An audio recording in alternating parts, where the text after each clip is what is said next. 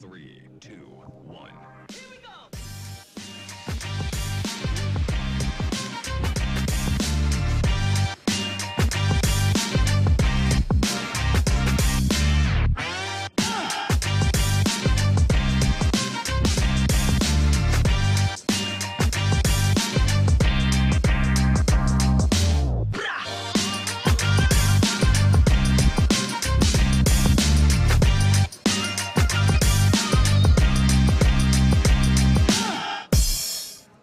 Voilà, mesdames, messieurs, bonjour et bienvenue dans cet espace consacré aux conférences. Pour les habitués, comme vous le savez, c'est une tradition que de nous retrouver ici pour échanger sur différentes thématiques, plus ou moins d'actualité. Mais j'aurai le plaisir d'animer ces conférences au cours des 2 journées qui vont se succéder. Les différentes conférences et les visites, la visite notamment cet après-midi à laquelle vous pourrez participer, sur laquelle nous reviendrons. Mais avant de vous en dire plus sur notre programme, je voudrais passer la parole au président de Cyclo, Jean-Claude Lasserre, qui voudrait vous accueillir. Bonjour à tous. Merci beaucoup d'être présents pour ce 3e salon Cyclo Vichy. Nous sommes heureux de revenir parce que depuis 2019, nous n'avons pas pu faire un événement comme celui-ci. Ça nous manquait, ça manquait je crois à la région. Et je pense que l'eau est devenue quelque chose d'important cet été. Enfin, on va dire, parce que ça commence à monter un petit peu dans les neurones de certains, que l'eau est un bien précieux pour tout le monde. Donc nous sommes heureux de vous accueillir sur cette édition. Donc je voudrais remercier évidemment l'Agence de l'eau Loire-Bretagne, Vichy Communauté qui nous reçoit. Je citerai un petit peu tout le monde, mais la journée particulière, je voulais la dédier donc à l'Adopta et au Grès, qui nous ont fait l'amitié de venir animer cette première journée sur la thématique des eaux pluviales. Donc je les remercie pour cette initiative qu'ils ont eue. Voilà, je vous souhaite d'excellentes conférences. Je pense que la qualité sur Cyclo monte petit à petit.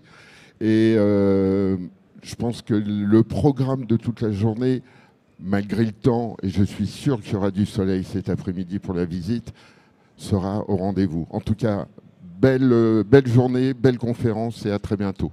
Merci. Merci Jean-Claude Lasserre.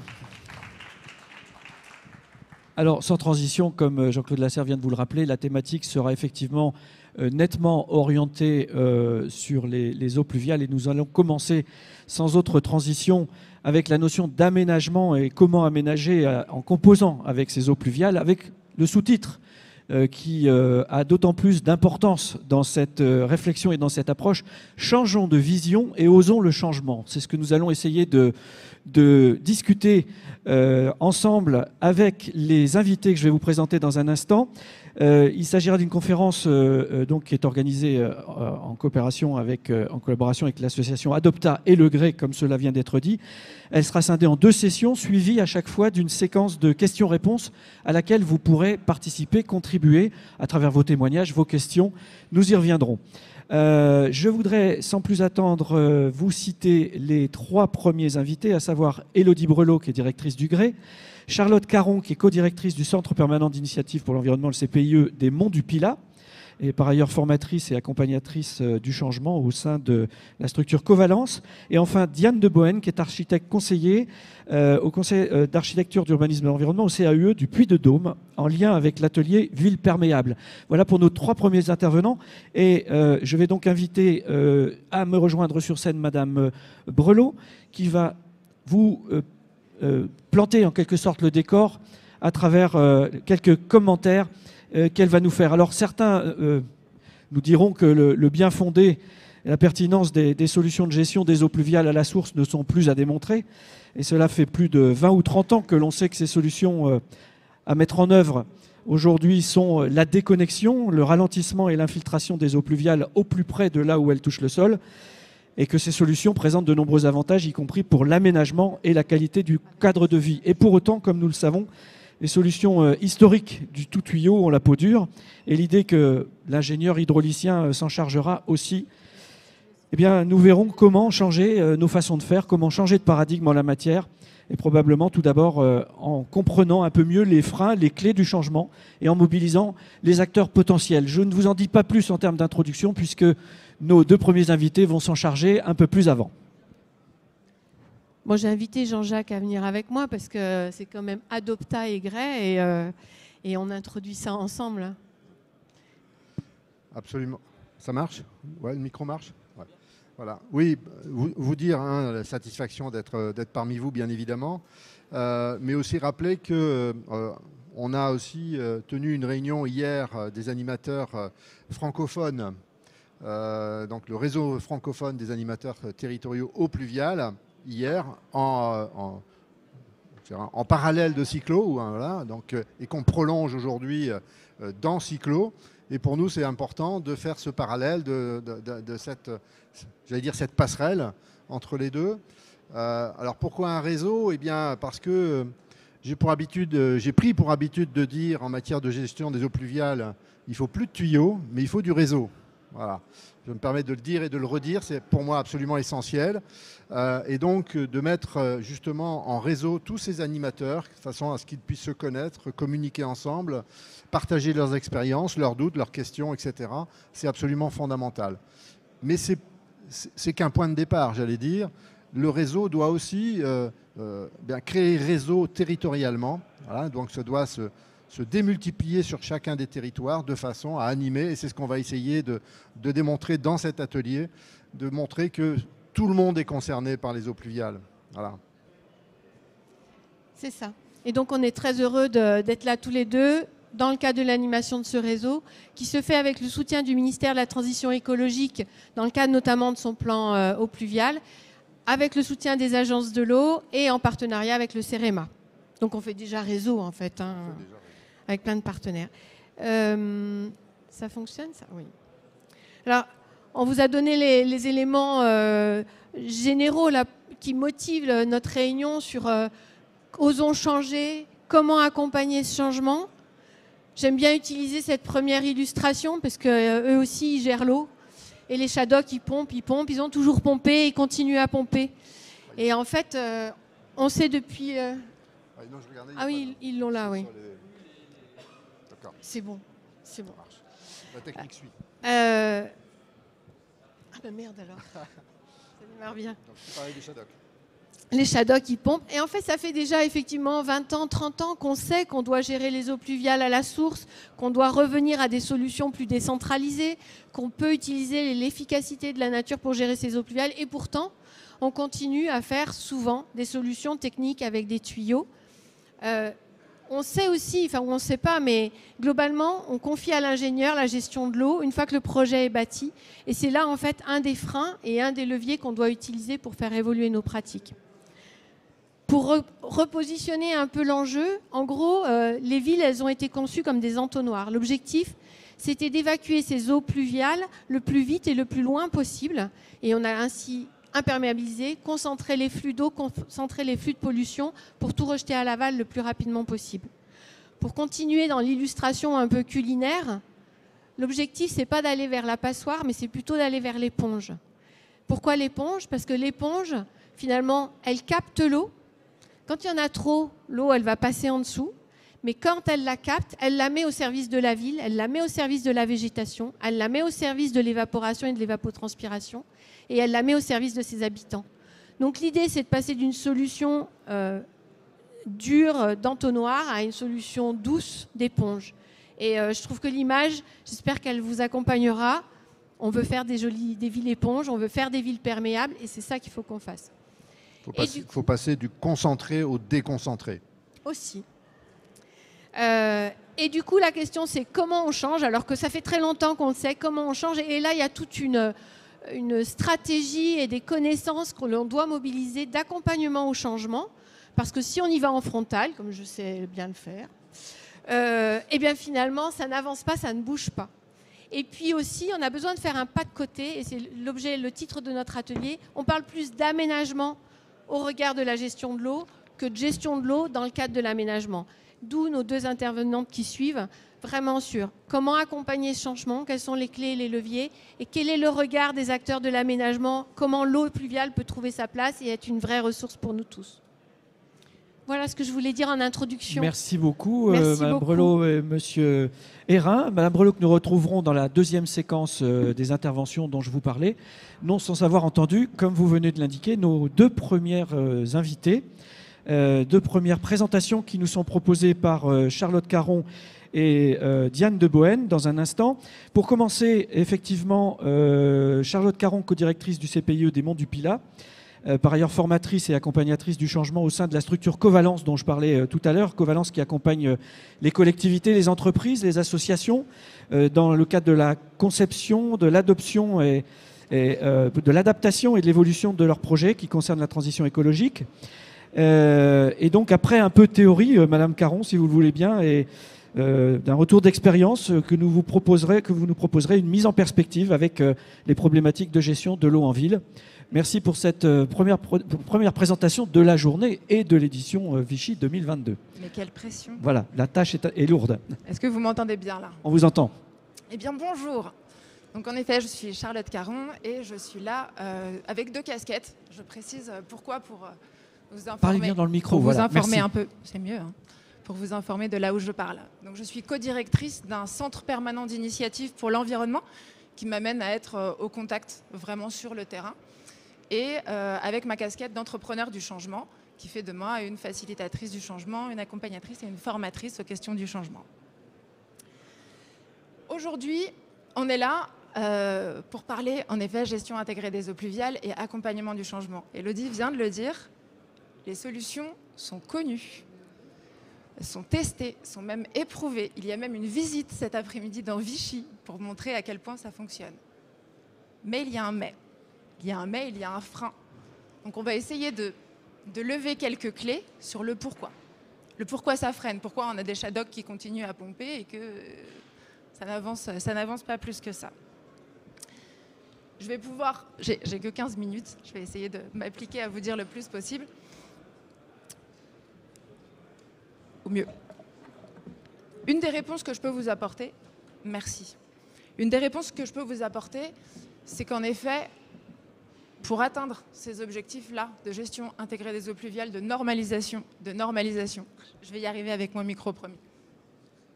C'est de la concertation. Comment on fait du multi-acteur? Comment on concerne toutes les parties prenantes d'un projet?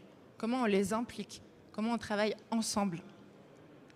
Et pour ça, pour faire une bonne concertation, il y a évidemment besoin du technique. Là, c'est pas moi qui vais vous aider sur toutes les compétences techniques, vous les avez, c'est pas ma spécialité.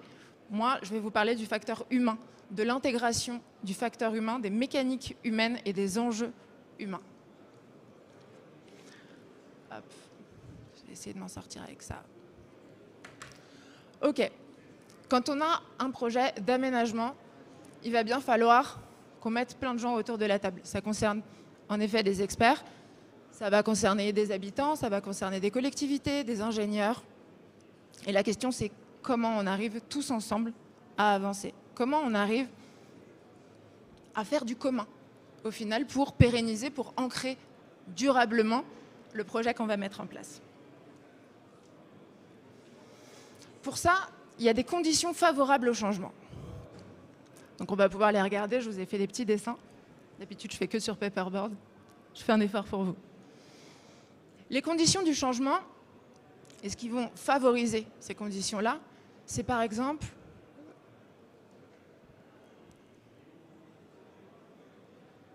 génial. Est-ce que vous vous êtes déjà senti écouté? Vraiment, vraiment écouté. Je ne parle pas de la personne qui vous écoute, juste pour contre-argumenter derrière. Je parle de se sentir écouté vraiment profondément. C'est agréable, hein? C'est agréable. À partir de là, on peut se sentir pris en compte. On peut se sentir inclus. C'est pas tout à fait la même posture, hein. Moi, quand je parle à quelqu'un où je sens qu'il y a la contre-argumentation en face, curieusement, je me tends un petit peu. Il y a même des fois où ça pourrait faire naître de la mauvaise foi en moi. Des fois. Pas souvent. Je travaille sur le changement quand même. Tout ça pour dire, voilà, se sentir pris en compte dans un groupe, eh ben, c'est un des leviers, c'est un des facilitateurs. Se sentir soutenu. Il y a eu une journée hier des animateurs de gestion intégrée des eaux pluviales. Qu'est-ce que c'est que se retrouver dans un groupe qui a la même intention, qui a le même objectif, où vous pouvez partager vos doutes, vos problématiques, vos leviers. Voilà, cette idée d'avancer ensemble aussi sur un projet d'aménagement. J'en jette mes feuilles. Sur un projet d'aménagement. Et bien ça, c'est se sentir entouré, se sentir inclus dans un groupe. En psychologie sociale, on va parler de minorité active. Et au final, c'est un peu ce que vous portez. Vous êtes une minorité active. Vous portez une innovation. Oui, je sais, c'est plus une innovation, on est au courant, mais ça ne se met pas en place. Sinon, on ne m'appellerait pas, concrètement. Il y a l'autonomie, se sentir libre de ses choix. C'est la petite différence entre la conduite du changement et l'accompagnement du changement. En conduite, j'arrive, je vous donne l'objectif, je vous donne les points d'étape et on y va. En accompagnement, on va se donner une intention. On va être un collectif avec une intention. L'objectif, c'est la ville éponge. OK. Maintenant, avec les compétences de chacun, avec les envies, les regards, les expériences de chacun, quel chemin on prend? Où chacun va pouvoir se situer dans sa capacité d'action. Et là, je vais avoir envie. Je vais avoir envie d'y aller puisque je suis compétent, puisque je me suis senti pris en compte, senti libre de mon choix. Je me sens entouré et inclus dans un collectif. Et tout ça, ça va nourrir un autre levier qui est ce qu'on appelle la capacité d'agir. Se sentir compétent et pas se retrouver dans un poste ou dans une collectivité où, par exemple, on n'a jamais entendu parler de gestion intégrée des eaux pluviales. Ou moi-même, j'ai une formation qui pourrait aller, mais bon, j'ai pas tous les outils, pas l'expérience parce que c'est nouveau. Ben, c'est difficile en fait, ça met en échec. Donc comment on fait pour aller travailler sur sa capacité d'action? Moi, je connais des gens qui ont changé de métier comme ça. Parce que c'était plus juste, plus efficace. Qu'est-ce que ça vous fait là si je vous dis, c'est quoi votre capacité d'action? Comment ça nourrit l'endroit où je suis juste? L'endroit où c'est vrai pour moi, où je peux agir parce que j'ai les compétences, parce que j'ai les ressources. C'est quelque chose qui nourrit. Et évidemment, la coélaboration. On parle plus souvent de co-construction, mais concrètement, c'est comment chacun, sur un projet d'aménagement, va pouvoir aussi agir, va pouvoir aussi s'impliquer. On ne va pas suivre juste quelqu'un, on ne va pas juste suivre une démarche. Non, on va être acteur. On va être acteur de ce projet-là. Et ça va nous permettre de cranter de la durabilité, de cranter de l'envie. Ça souligne deux éléments. Non négociables. Clairement pas. Vous ne pourrez jamais le faire pour vos publics, vous pouvez le faire seulement pour vous-même. Pour pouvoir changer, il faut avoir envie de changer. Et oui, ça paraît évident, hein? Ça paraît évident. Et pourtant, sous la contrainte, je ne sais pas vous, mais sous la contrainte, moi, j'ai vachement moins envie. Alors que quand c'est un sujet qui me donne envie, qui me parle, eh bien là, je vais y aller. Donc là où vous pouvez agir, autant pour vous que pour vos publics, parce qu'attention, je ne suis pas en train de vous donner que des clés pour changer les autres. Forcément, ça va impliquer vous à votre niveau personnel, mais là, ce n'est pas moi qu'il faut venir voir. Et après, au niveau personnel, dans vos pratiques et pour vos publics. Comment on peut travailler sur la motivation? Comment on peut travailler sur l'élan, sur le sens? Et le deuxième, c'est la confiance. La confiance en soi, en sa propre capacité de changement. Est-ce que je suis capable? Est-ce que je suis capable de devenir animateur de la JEP? Est-ce que je suis capable de ça? Qu'est-ce que je vais vraiment pouvoir changer? Si je pars du principe que c'est foutu et que de toute manière ça ne changera jamais, ça va être compliqué de se lever tous les matins pour aller les voir. C'est plus rude. Et pareil, là, qu'est-ce qu'on peut mobiliser? Qu'est-ce que chacun, vous pouvez mobiliser au niveau des moyens, autour de l'estime de soi, de l'identification, de la vision pour trouver cette légitimité-là? Pour pouvoir avoir un peu, un peu les épaules libres, j'ai envie de dire. Donc, ça a l'air simple, hein, ça a l'air monde des bisounours, mais au final, moi, je suis là aussi pour appuyer que la technique, vous l'avez, elle est là, elle est nécessaire, on en a besoin, il y a des compétences réparties. Mais la technique, elle est menée par des humains. Et jusqu'à présent, on met beaucoup le facteur humain à côté. C'est un plus, c'est une petite cerise sur le gâteau, mais dont on ne peut pas se passer. Bon, ça c'était les conditions favorables au changement. Maintenant, forcément, il y a des freins. Sinon, on n'aurait pas nos Shadocks et on ne serait pas face à cette question-là aujourd'hui. Mais qu'est-ce que c'est? C'est quoi un frein? Une résistance? Est-ce que les personnes que vous avez en face de vous, elles sont vraiment complètement opposées au sujet? Vraiment? Eh bien, pas forcément. Un frein ou une résistance, ça peut être justement l'expression de ces besoins non nourris, ce qu'on vient de voir. C'est-à-dire que si je ne me sens pas reconnue, si je ne me sens pas légitime, eh ben, je vais facilement être en opposition. Parce qu'en fait, c'est mon identité qu'on va venir questionner. Et là, vous pouvez me vendre ce que vous voulez, c'est non.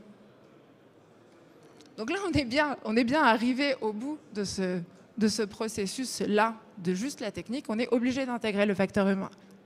Personnellement, je trouve que c'est une bonne nouvelle. Faites avec.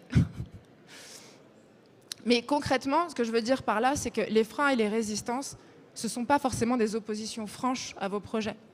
C'est peut-être juste une expression, voilà, d'un besoin de se sentir nourri, de se sentir écouté, de se sentir acteur de ces projets-là d'aménagement. De pouvoir se sentir compétent et pas juste, oh bah oui, mais toi, tu proposes toujours tout tuyau. Oui, mais il y a besoin des tuyaux aussi. On n'a juste pas besoin que du tuyau. On a aussi besoin des autres. Donc, comment on prend ces résistances, comment on prend ces freins-là pour en faire des forces, pour les regarder avec une autre paire de lunettes? Je peux vous proposer que la mienne aujourd'hui.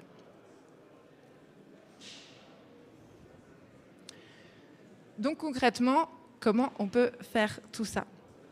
Comment on peut travailler, se former ou être animé, si je peux dire, pour faire cette concertation-là, pour prendre tous les acteurs et les mettre autour de la table, les reconnaître, les accompagner et s'accompagner soi-même. Parce que sur les animateurs, les animatrices gestion intégrée des eaux pluviales qui sont ici, vous allez avoir à mener ce type de travail. Donc, est-ce que c'est une histoire de montée en compétences? Est-ce que c'est une formation? Est-ce que vous faites appel à quelqu'un à l'extérieur? Ça, après, c'est les choix des différentes structures et des différentes pérennités de projet. J'ai un timing serré. J'essaye de ne pas trop vous raconter de choses. Si je suis un petit peu, si je continue à dérouler mon fil, il y a deux axes vraiment importants à retenir au niveau des enjeux. Les enjeux humains, les enjeux des mécaniques humaines. On est là pour comprendre les motivations, les résistances et les besoins. Et une fois que vous aurez au moins cette paire de lunettes-là, ça va vous permettre d'être plus stratège dans vos organisations.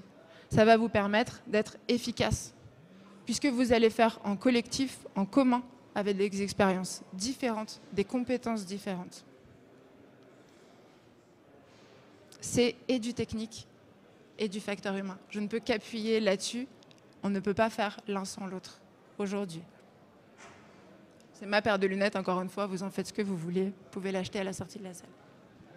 Même si je ne vous le recommande pas. J'ai essayé de faire au plus light là. Après, ce n'est pas juste mon avis.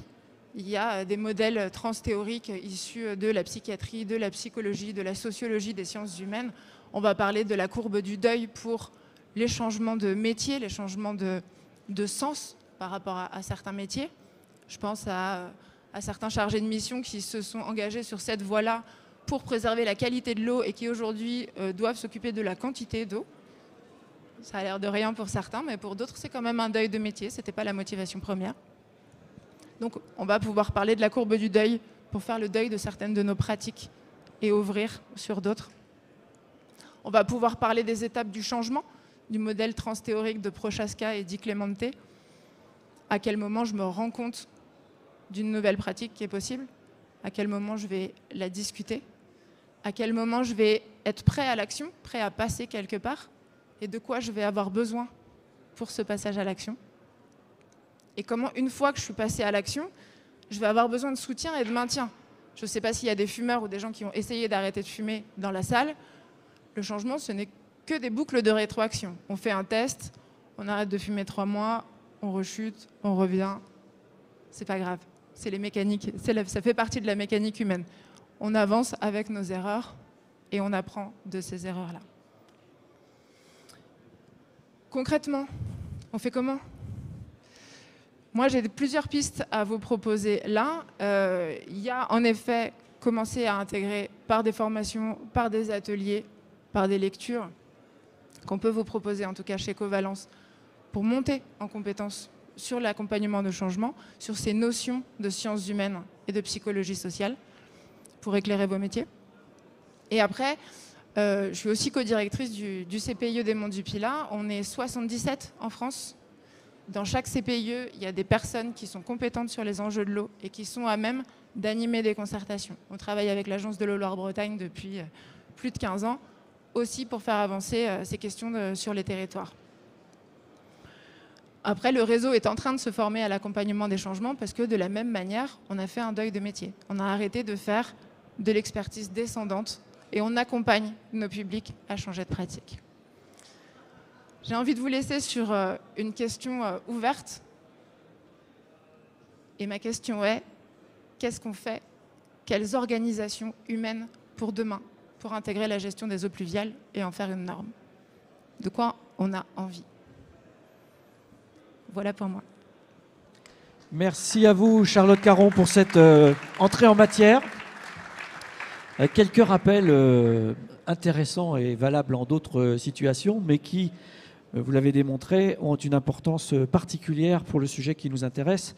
Et un certain nombre de nos participants le savent bien pour le vivre au quotidien pour certains d'entre vous. Alors sans transition, je passe la parole à Diane de Boën, donc architecte conseiller au CAUE du Puy-de-Dôme en lien avec l'atelier Ville Perméable, qui va nous parler du point de vue aménagement avec là aussi des notions de motivation, de frein, des évolutions culturelles et les nouveaux outils de planification urbaine qui facilite ces changements aussi, donc forme urbaine, zone d'activité. Vous allez nous parler de tout ça, Madame de Boën, en quelques minutes également. Je sais que l'exercice est contraint. J'en profite pour vous préciser que vous avez un compteur en bas de l'écran qui n'apparaît pas pour les participants, donc ça ne masque pas les diapos comme c'est le cas ici, mais je vous laisse repérer ce compteur pour vous permettre de vous situer dans l'avancement de votre présentation. Tout de suite après cette présentation, comme promis, je proposerai une première séquence d'échange avec nos participants. D'accord. Les CAUE travaillent avec les territoires. Nous faisons du conseil aux collectivités et aux particuliers. Et donc, nous intervenons sur des thématiques extrêmement variées, depuis l'urbanisme, l'architecture, jusqu'aux approches environnementales. J'ai voulu commencer par une image un petit peu choc. Je vais aller vite parce que j'ai beaucoup de choses à dire. Je commence par une image un peu choc, là, qui est une 4 voies, qui dessert 4 maisons pour la plus longue tentacule, à peu près 100 mètres de long. On a des aberrations dans l'aménagement du territoire qu'il faut faire évoluer, qui serait un simple bon sens. Partager ses voiries au lieu d'obliger chaque propriétaire de terrain à faire sa voirie, c'est de l'argent, c'est du sol étanche et c'est de la qualité urbaine en moins. Et à l'inverse, on a des opérations comme la rue Garibaldi à Lyon, où on fait des tests avec des chercheurs pour essayer de trouver les meilleures manières d'utiliser l'eau, pas de l'user.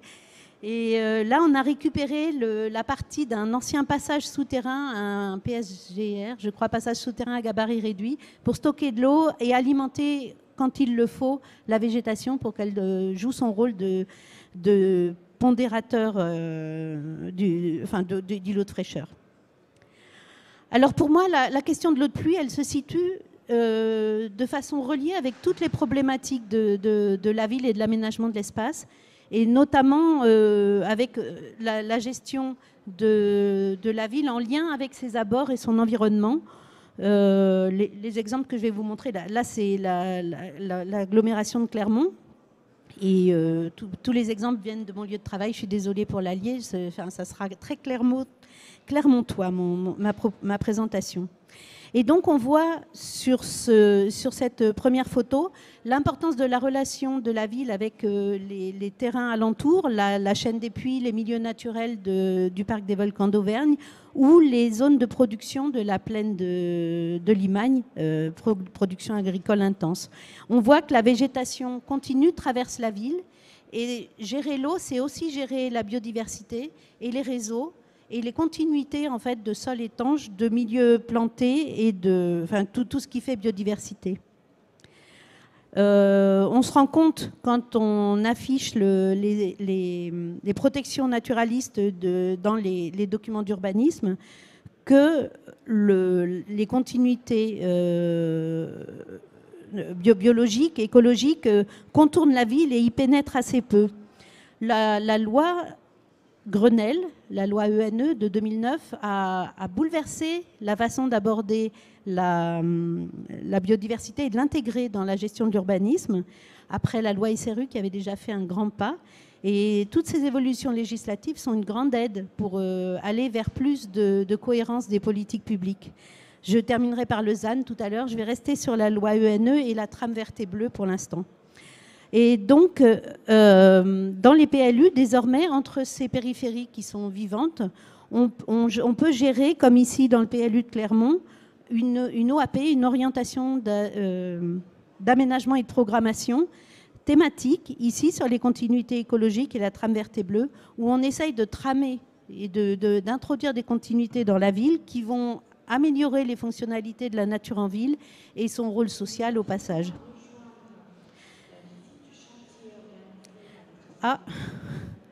On peut aussi avoir des OAP sectorielles dans lesquelles on va essayer de gérer de façon plus intelligente la répartition des surfaces perméables et végétales en ville à l'échelle de l'îlot en les regroupant.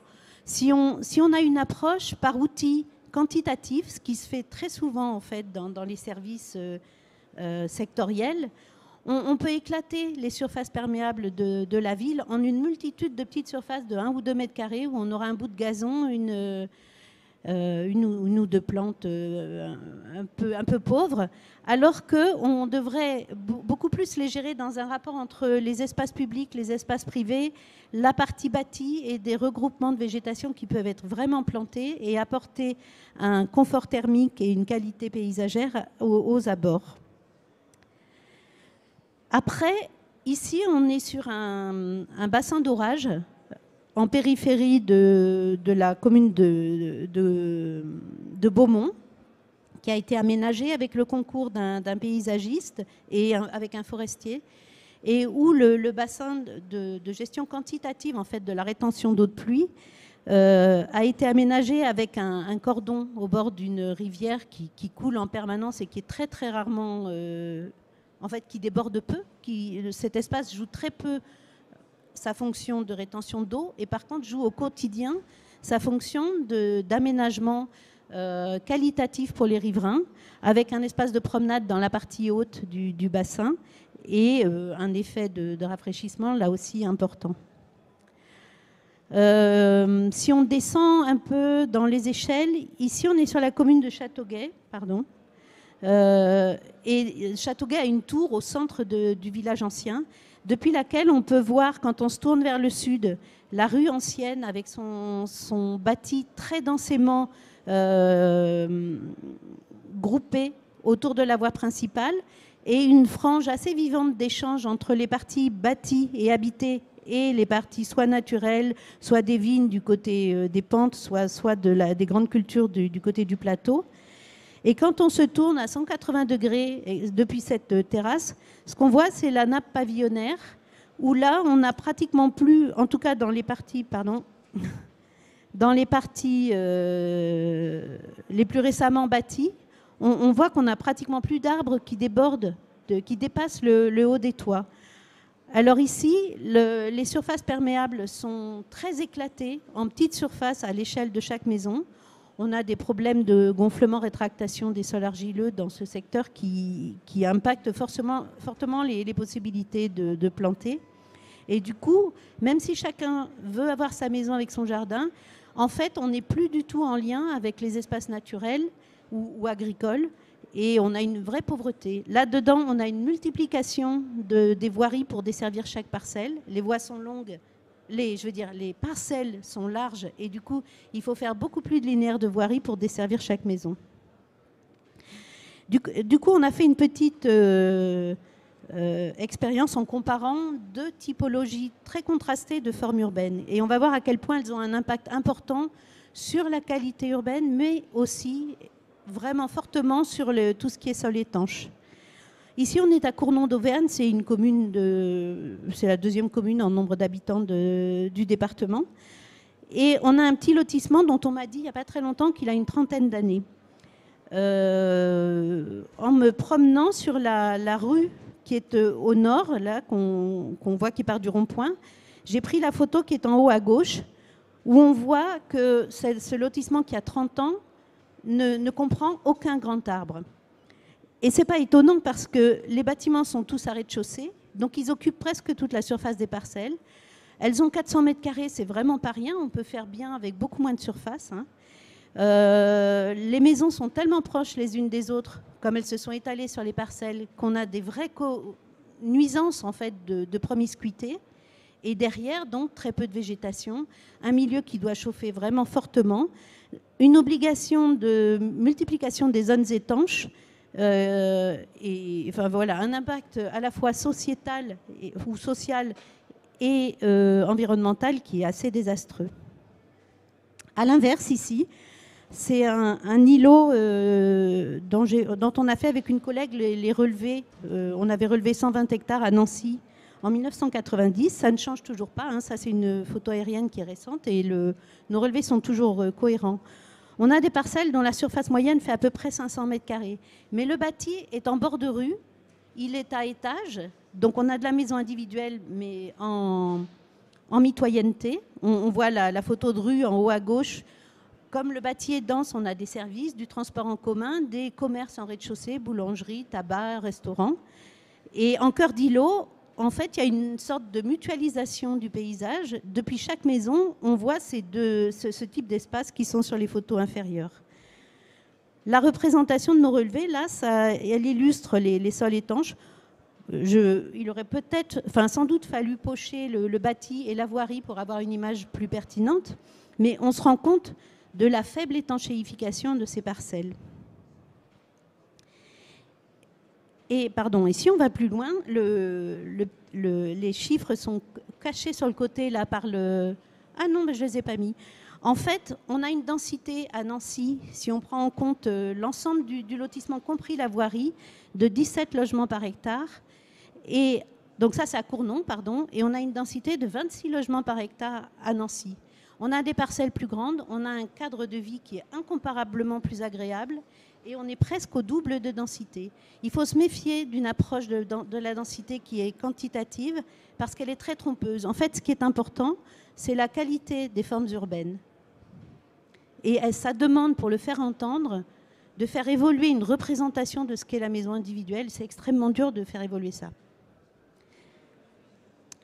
Alors, on peut aussi réfléchir de cette façon-là sur du collectif. Ici, on est sur un petit exemple qui s'appelle le bois habité à Lille, où les parcelles sont traditionnelles avec des opérations faites à la parcelle, mais tous les espaces extérieurs ont été regroupés en cœur d'îlot. Le cœur d'îlot est mutualisé, rien n'est clôturé en fait.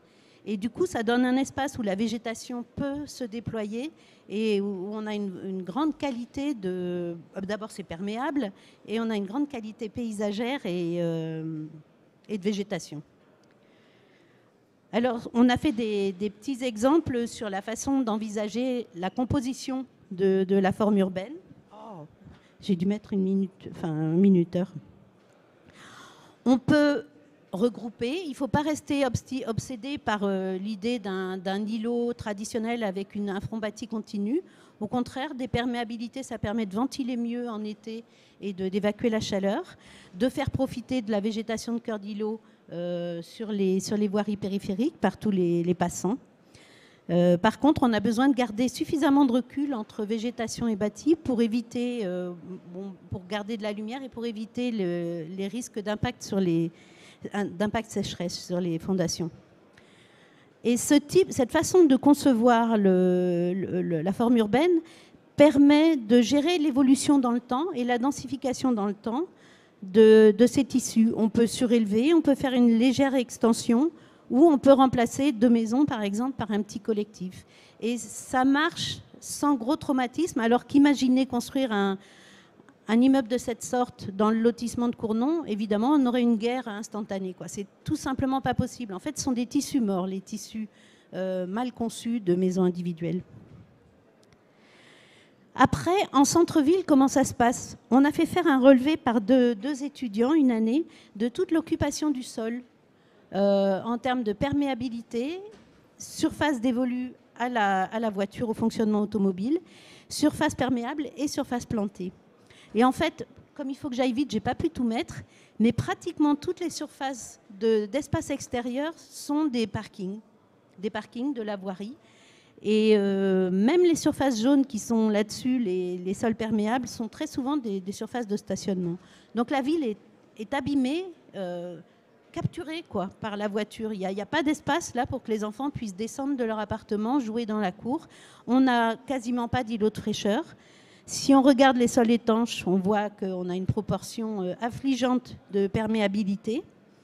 La partie de la gare, on est dans le quartier de la gare, on m'a dit que ce n'était pas perméable, donc je ne sais pas, comme ce sont des graves, je n'ai pas osé le mettre en gris, mais il y a de gros doutes. Enfin, vraiment, on a, à mon avis, pas loin de 90% de sol étanche.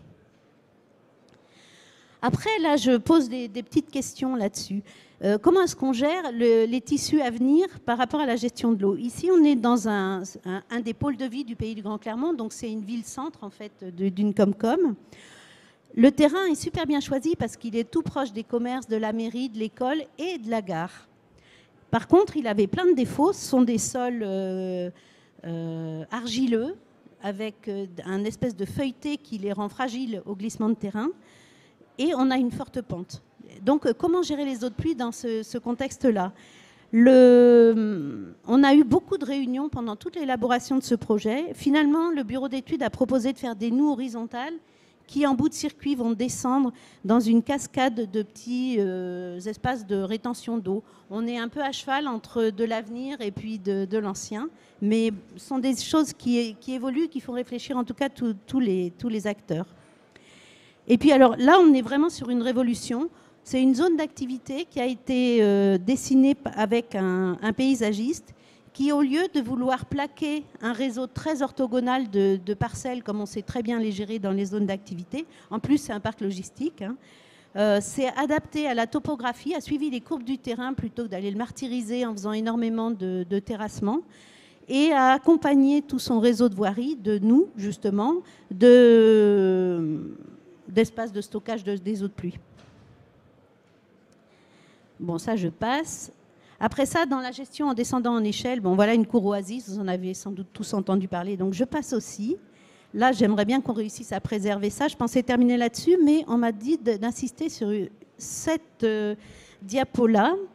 Dans la planification, beaucoup d'outils peuvent jouer. Je vous ai montré tout à l'heure les OAP. Il y a évidemment les règlements de zone et le zonage qui sont très importants.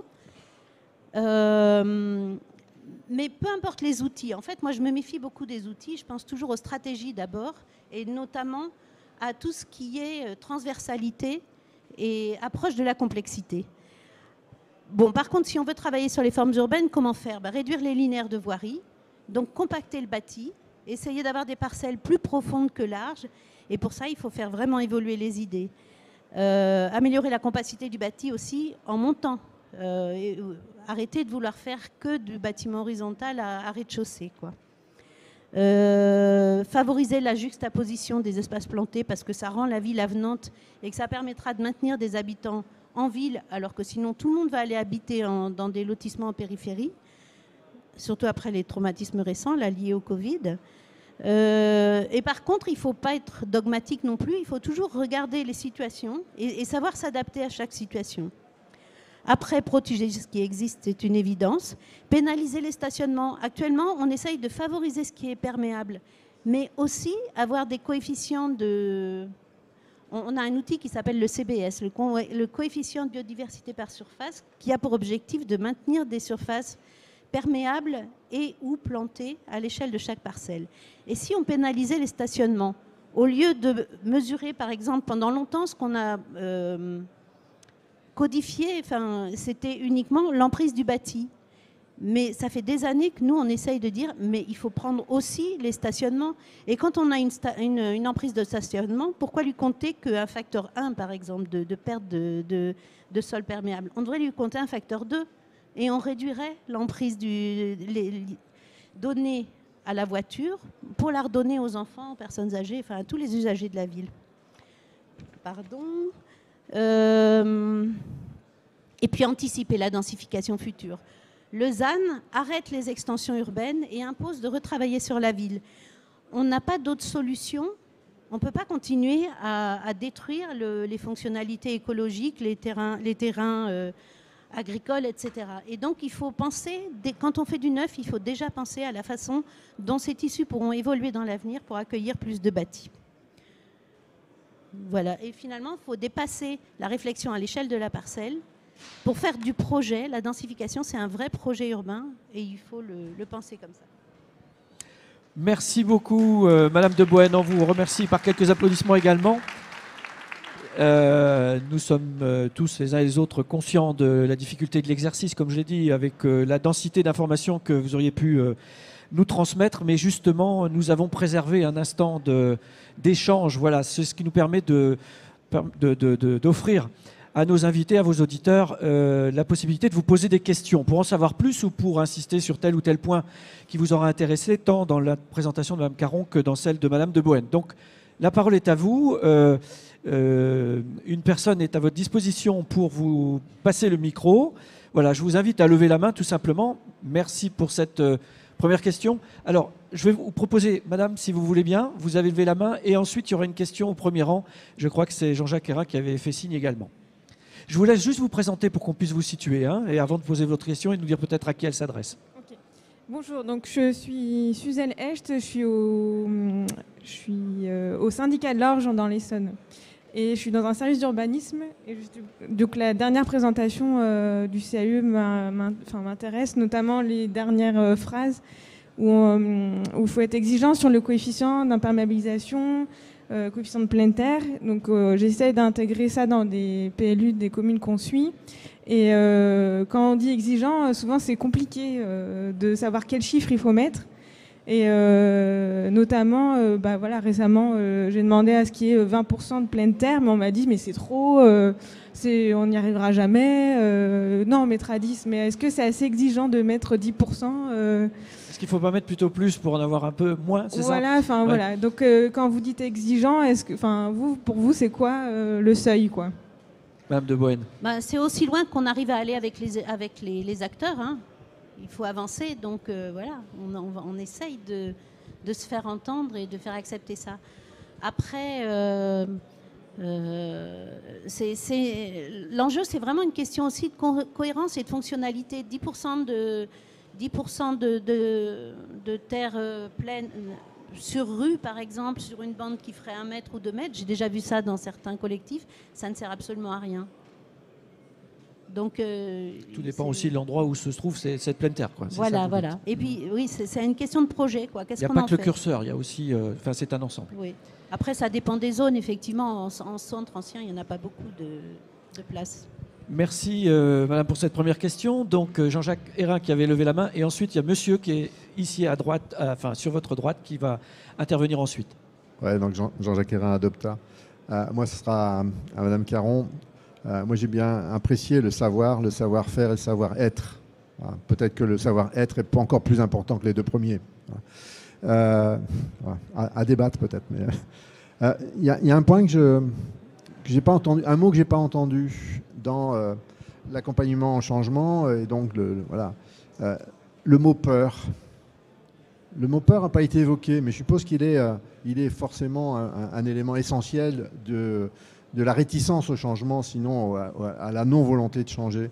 Donc, quelle réaction par rapport à ce mot peur ? Le mot peur. Eh bien, on va pouvoir dire que le mot peur est un frein. Et l'expression d'un frein, qu'est-ce que ça nourrit au final? C'est un besoin non nourri, encore une fois. J'ai vraiment du mal avec ce micro. Oui, allez-y. Comme Ouais, ça, c'est bon, c'est comme parfait. Ça marche. Non, je ne nomme pas, parce qu'au final, c'est un frein comme un autre, mais en effet, parce que derrière la peur, il y a quoi? Il peut y avoir le manque de légitimité, le peur de qui je suis, le peur de ce que je sais faire, la peur du conflit, la peur de l'idée nouvelle. Donc, en effet, c'est ça qu'on va aller chercher à aller démonter quelque part. Et pas démonter en frontal. Ça peut marcher, mais c'est quand même moyen, niveau résultat et efficacité. Mais on va essayer d'aller chercher qu'est-ce qui nourrit cette peur. Pour pouvoir tranquillement disséquer, là ça va être très scientifique, hein. On parle de sciences humaines, mais concrètement, une peur, qu'est-ce qu'il y a derrière? Il y a un besoin non nourri, je ne suis pas rassurée, je ne suis pas soutenue, je ne suis pas entendue, je ne suis pas reconnue. Après, on va aller chercher les besoins. Donc pour ceux qui ont envie d'aller un peu plus loin, il y a la pyramide de Maslow qui existe, qui permet d'identifier les besoins fondamentaux qu'on peut retrouver chez chacun de nous avec des curseurs différents.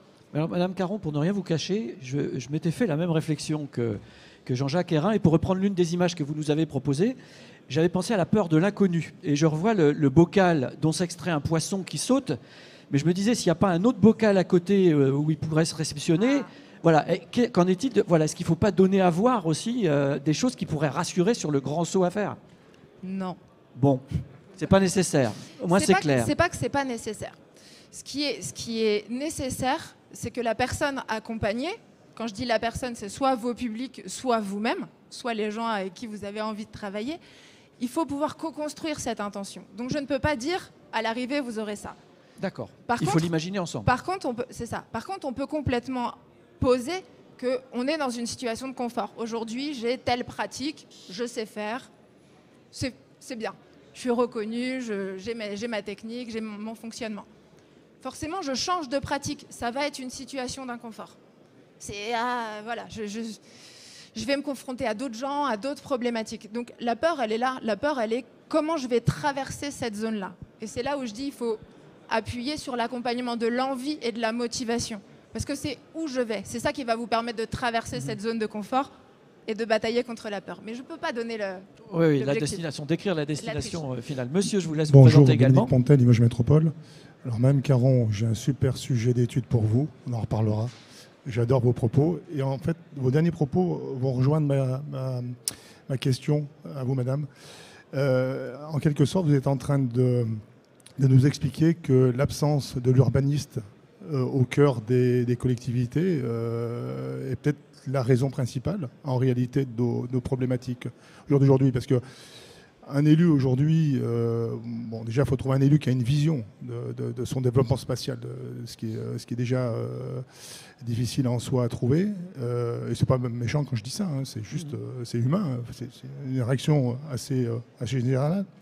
Par contre, il est vrai qu'aujourd'hui, l'aménagement de l'espace public est donné principalement à des aménageurs qui n'ont peut-être pas la même vision, et qui n'ont de toute façon pas la même vision. Ils ont une vision marchande de l'espace, bien évidemment. Hein. On va densifier le maximum.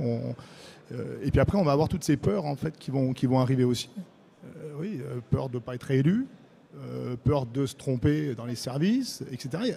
Et moi qui ai fait du développement foncier il y a longtemps, en fait, je revois les mêmes aménagements que dans les années 80. Les mêmes erreurs. Les mêmes erreurs sont commises. À part certains gros groupes sur la banlieue parisienne, des Nexity, des gens comme ça qui se permettent de faire des aménagements qui sont paysagers, etc. Est-ce que quelque part, en fait, finalement, la problématique pluviale, elle n'est pas la conséquence d'un dérèglement, d'un dysfonctionnement des autres compétences, la voirie, qui va édifier toujours les mêmes choses, etc. Alors moi, je pense qu'effectivement, il faudrait un urbaniste et un architecte systématiquement, mais également un hydraulicien, un naturaliste, un énergéticien. En fait, on a besoin de combiner les approches. Dès qu'on travaille en silo, on fait des erreurs. Et puis, pour parler des élus, moi, ça fait 15 ans que je travaille au CAU et que je travaille avec beaucoup d'élus. En général, j'ai plutôt confiance en eux. Il y a quelques exceptions, évidemment, mais ils ont vraiment une intention de service public. Hein. Moi, je ne crache pas sur eux. Ensuite, vous parlez d'aménageurs. Les aménageurs dans les ZAC, dans les écoquartiers, en général, ils savent s'entourer. Ce sont très souvent des bailleurs sociaux. Ils ont des équipes pluridisciplinaires. Et par contre, effectivement, dès qu'on passe à la dimension beaucoup plus économique de la production de la ville, là, on va vers l'économie et on élimine les projets, on élimine plutôt les questions et la prise en compte des questions. Et là-dessus, je suis d'accord. Mais par exemple, à Clermont, la ville a monté une commission qui accueille tous les porteurs de projets qui font du collectif et qui négocie avec eux pour tirer vers le haut leurs projets. On n'arrive pas à tout résoudre, hein, mais on améliore vraiment le résultat. Moi, récemment, j'ai vu un projet qui a complètement été bouleversé, où finalement 3 promoteurs se sont réunis pour travailler à l'échelle d'un îlot, et on est passé de la nuit au jour. Voilà. Merci beaucoup Madame de Boën, merci Madame Caron. Comme vous le savez, nous avons encore pas mal de choses à dire et à échanger. Il y aura donc une autre séquence de questions si vous souhaitez vous exprimer. Mais je vous propose encore une fois d'applaudir nos 2 premières intervenantes de la journée. Alors ce petit changement de plateau, toujours sur la même thématique. Nous allons essayer d'aborder ensemble la question de savoir comment accompagner à travers des expériences novatrices de 2 structures et le soutien de l'Agence de l'eau Loire-Bretagne. Je vais inviter nos participants, nos intervenants suivants. Madame Brelot pour commencer, qui est déjà intervenue en introduction tout à l'heure, la directrice du GREI, le pôle eau et territoire, qui réunit tous les professionnels de l'eau. Mélanie Dajou, qui est coordinatrice projet eau et biodiversité de France Nature Environnement, région Auvergne-Rhône-Alpes. Merci Madame pour votre présence également. Monsieur Vincent Nalin, qui est chargé de mission à l'Agence de l'eau Loire-Bretagne. Et Jean-Jacques Hérin, de nouveau, s'il veut bien nous rejoindre, président de l'association Adopta. Voilà, merci aux uns et aux autres. Je vous laisse prendre place ici. Bon, je vous laisse vous équilibrer entre deux côtés de la scène, si vous le voulez. Voilà. Non, mais c'est bien, voilà. Voilà, installez-vous près de moi. Vous savez que, j'en profite pour le signaler, ça a peut-être été dit en introduction tout à l'heure, que l'ensemble de vos interventions sont enregistrées en vidéo et qu'on peut vous retrouver, on pourra vous retrouver en replay, en réécoute sur le site de Cyclo, comme beaucoup d'entre vous le font dans les semaines et les mois qui suivent. Je voudrais vous proposer juste un premier tour de table pour faire plus ample connaissance avec vous. Alors, monsieur Hérin, Madame Brelot, nous avons déjà commencé cela tout à l'heure. Je vous laisse vous exprimer, Madame Dajou, pour nous dire quelles sont vos fonctions et vos missions et ce qui légitime votre présence parmi nous aujourd'hui. Donc moi, je suis Mélanie Dajou, je travaille à France Nature Environnement Auvergne-Rhône-Alpes. C'est une fédération d'associations de protection de la nature et de l'environnement sur la région Auvergne-Rhône-Alpes. Et je coordonne les projets eau et biodiversité à l'échelle régionale de l'association. Et je suis là pour vous parler particulièrement d'un partenariat, l'atelier Ville Perméable, un partenariat avec le GREI et l'URCAUE. Très bien, donc, sur lequel nous vous entendrons dans un instant, oui. Ah, mais ne voyez rien de désobligeant, au contraire, je pense que chacun aura parfaitement perçu l'intérêt de votre présence. Monsieur Nalin. Donc Vincent Nalin, moi je suis donc chargé de mission à l'Agence de l'eau. L'Agence de l'eau, c'est un établissement public qui encourage toutes les actions d'amélioration de la qualité de l'eau par des subventions. Et donc l'Agence de l'eau intervient fortement sur le développement de la gestion intégrée des eaux pluviales depuis déjà quelques années avec des subventions à 50%, autant pour l'animation, l'accompagnement au changement que les études et les travaux liés à ça. Merci beaucoup. Je voudrais revenir sur les motivations dont on parle à travers toutes les questions. On entend bien comment on contribue à ces changements de vision, à ces changements de paradigme, à ces changements d'approche. Tout cela passe, nous l'avons vu avec Mme Caron tout à l'heure, par une motivation de départ, par une envie déjà de faire les choses. Alors quelles sont ces motivations pour notamment justement... tiens, vous parlez du réseau francophone tout à l'heure. Pour relancer un réseau comme celui-ci, comment est-ce que vous avez approché les choses et qu'est-ce qui a motivé les choses au départ? Je pense que le GREI comme l'Adopta, ça fait bon nombre d'années qu'on œuvre, j'allais dire qu'on rame, mais qu'on œuvre pour le développement des solutions de gestion des eaux pluviales à la source et qu'on a capitalisé une certaine expertise. Et je pense que les politiques publiques, les politiques des agences de l'eau ont mis un coup d'accélérateur depuis quelques années. Et on a vu la création de postes d'animateurs eau pluviale qui se déployaient sur le territoire national. Et le sentiment que chacun se retrouvait isolé et qu'il était vraiment important, nous, de saisir quelles étaient leurs difficultés, quelles étaient leurs visions, quels étaient leurs freins et comment ils abordaient cette thématique et ce sujet-là dans les différents territoires. Et puis le sentiment de pouvoir leur apporter quelque chose, peut-être de par notre expertise, mais surtout en les mettant en réseau et en les mettant en relation. Et je pense que notre motivation, elle est là. On travaille pour ça. Alors, pour l'anecdote, un jour, j'ai pris un coup de pied aux fesses. On m'a dit ah oui, en Rhône-Alpes, on fait des choses sur la gestion des eaux pluviales, mais pas mieux qu'ailleurs. Moi, ça faisait déjà 20 ans que j'étais sur le grès. Et je dis mais bah oui, bon, on travaille, on avance, on partage les messages. Alors, on a des adhérents, donc on a déjà un cercle qui s'élargit petit à petit, mais peut-être qu'ils ont raison. Peut-être qu'on n'a pas su faire la diffusion. Donc il y a aussi cette notion de diffusion, c'est-à-dire que l'entre-soi, c'est bien, quand on est expert, on est tout un groupe d'experts, mais comment on fait en sorte que ça se déploie sur les territoires?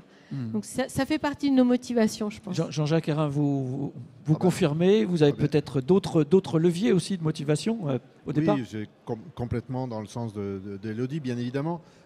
J'ajouterais peut-être juste un point, c'est peut-être aussi finalement de montrer à voir. Voilà. Voilà, dans l'accompagnement au changement, ce qui est important, c'est d'accord, on ne va pas définir là où on doit aller précisément, parce que chaque territoire est différent, a des contraintes, des opportunités différentes, mais c'est de montrer que c'est possible, montrer que ça se fait. Et ça, je pense que par le biais de ce réseau, on va capitaliser véritablement beaucoup d'expériences, bien sûr avec des différences d'un territoire à l'autre, forcément, parce qu'il y a des problématiques, la géologie n'est pas la même, les formes urbaines ne sont pas les mêmes, les gens ne sont pas les mêmes, etc. Et donc, il faut prendre tout cela en compte, mais de montrer à voir que, eh bien, cet animateur sur un territoire, il n'est pas tout seul, il n'est pas isolé, il n'y a pas que chez lui que ça se fait comme ça, que c'est bien une problématique et ailleurs, ça se fait. Voilà. Donc, ça, c'est vraiment hyper important. Et puis, en plus, ça permet d'échanger entre eux voilà, et aussi de faire monter peut-être des problématiques qu'on a peut-être, nous, entendues, mais qu'on ne peut-être pas visualise suffisamment encore, etc. Donc, voilà, de tous ensemble, on est plus fort. Madame Brelow. Je peux compléter? Je vous en prie. Du coup, on leur a proposé deux formes d'échange. Il y a une notion d'échange en ligne. Alors, au départ, c'était une liste email, et puis aujourd'hui, une plateforme sur Expertise Territoire, et puis des rencontres. Et ce qui est intéressant, on disait, il y a la technique et l'humain. Et finalement, dans les échanges en ligne, ils sont beaucoup sur les questions techniques. Des retours d'expérience, des astuces, des questions parfois difficiles sur le sol, sur les solutions techniques, etc. Et puis quand on se rencontre, on est beaucoup plus sur l'humain. On est sur la question des métiers, on est sur la question des outils que l'on peut mobiliser au niveau de la politique de la ville, on est sur la question de la relation avec les autres acteurs pour développer l'aménagement durable. Et donc on a ces deux dimensions.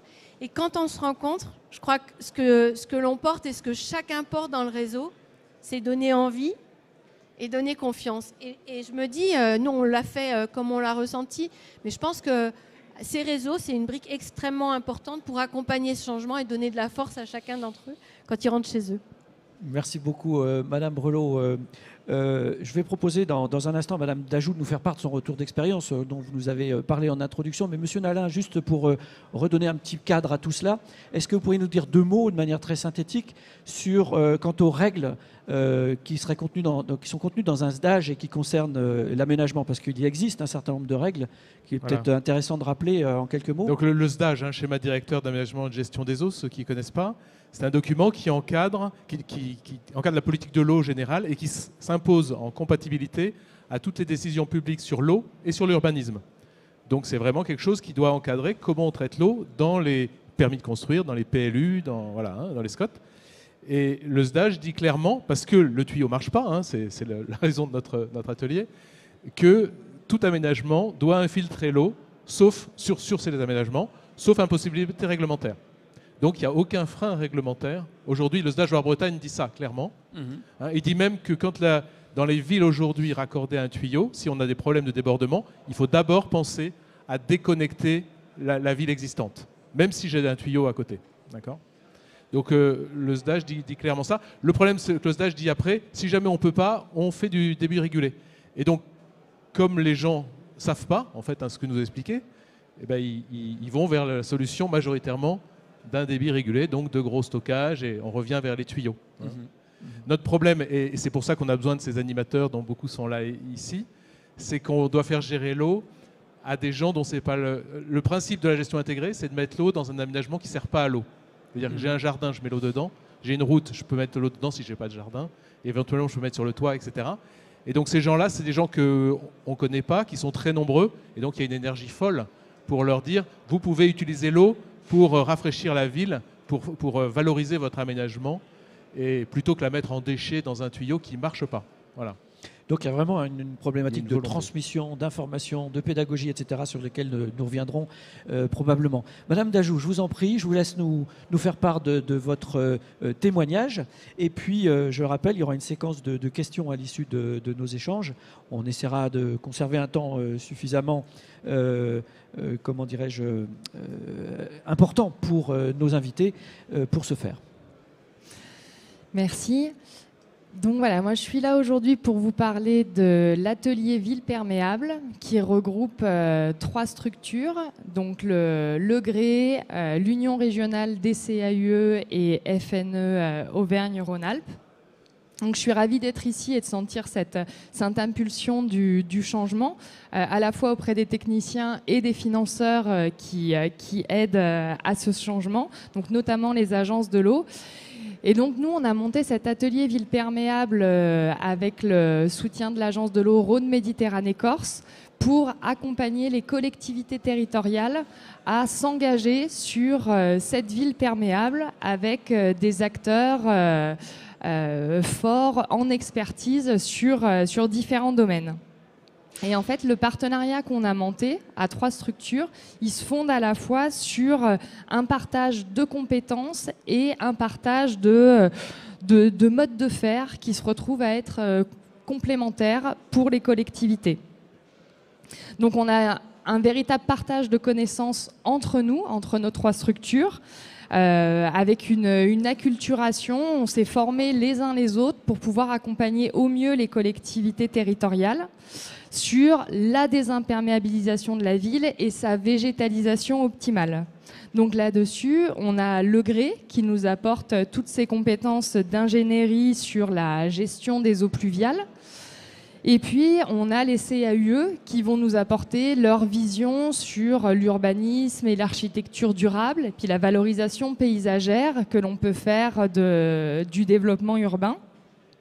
Et puis ensuite, on a notre fédération avec son expertise sur la biodiversité, la végétalisation de la ville, oui, mais avec quelles espèces? Quelles sont les espèces qui vont être à la fois favorables à l'infiltration, mais surtout à une biodiversité intéressante, et aussi à des espèces qui vont être adaptées contre le changement climatique, enfin adaptées au changement climatique. Donc voilà, une végétalisation intelligente. Et on a aussi ce partage des modes de faire pour aider les collectivités territoriales avec à la fois toute la réflexion scientifique et collective du GRÉ et sa diffusion d'informations à l'international, mais aussi avec pour les CAUE et puis pour FNE Aura avec des structures sur l'ensemble des départements qui vont apporter une approche pratique et un accompagnement territorial sur l'ensemble des projets et une déclinaison pratico-pratique sur le terrain.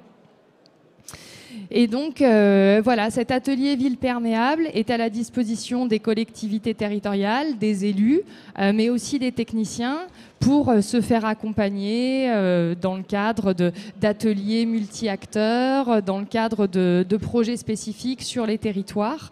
Voilà, 3 jours d'accompagnement avec cet atelier qui regroupe de nombreuses compétences et une véritable envie d'impulser ce changement.